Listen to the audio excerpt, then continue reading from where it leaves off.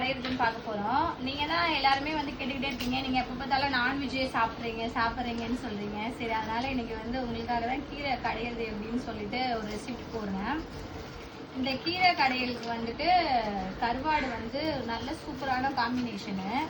உங்கள் எத்தனை பேருக்கு வந்து இந்த கீரையும் கருவாடும் பிடிக்கும்னு சொல்லி எனக்கு கமெண்டில் சொல்லுங்கள்.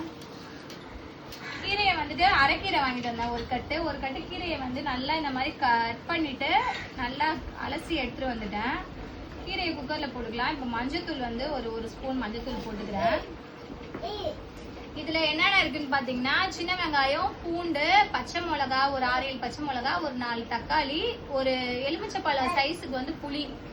இந்த கீரை வந்துட்டு நம்மளுக்கு நல்லா புளிப்பாக காரமாக இருந்தால் தான் சாப்பிட்றதுக்கு நல்லாயிருக்கும். நம்ம இது எல்லாத்தையுமே போட்டு ஒரு சின்ன கிளாஸ் தண்ணி ஊற்றிட்டு வேக வச்சுக்கலாம் குக்கரில்.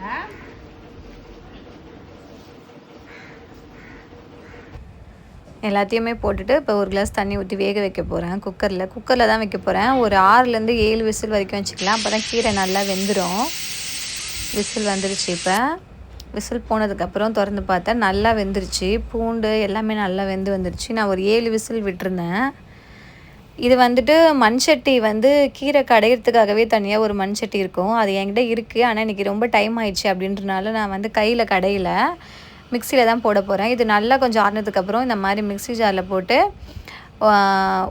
ஒரு செகண்ட் அரைச்சா போதும். இல்லை ரொம்ப அரைச்சிங்கன்னா வந்து சட்னி மாதிரி ஆயிரும். ஒரு செகண்ட் அப்படியே போட்டு எடுத்துட்டிங்கன்னா நம்மளுக்கு நல்லா இந்த மாதிரி இருக்கும். ரொம்ப நைஸாகவும் கூடாது, கொஞ்சம் குறைப்பாக அரைச்சி எடுத்துக்கலாம். இப்போ உப்பு போட்டு கொதிக்க வச்சுட்டு நம்ம சாம்பாருக்கு தாளிக்கிற மாதிரியே எண்ணெய், கடுகு, சீரகம், கொஞ்சோண்டு வெந்தயம், சின்ன வெங்காயம், காஞ்ச மிளகாலாம் போட்டு நல்லா வந்து நீங்கள் வறுத்துட்டு தாளித்து ஊற்றிட்டிங்கன்னா நல்லா கமகமன்னு சூப்பராக வந்து கீரை குழம்பு ரெடி ஆயிரும். வீடியோ பிடிச்சிருந்துச்சுன்னா லைக், ஷேர், கமெண்ட் பண்ணுங்கள்.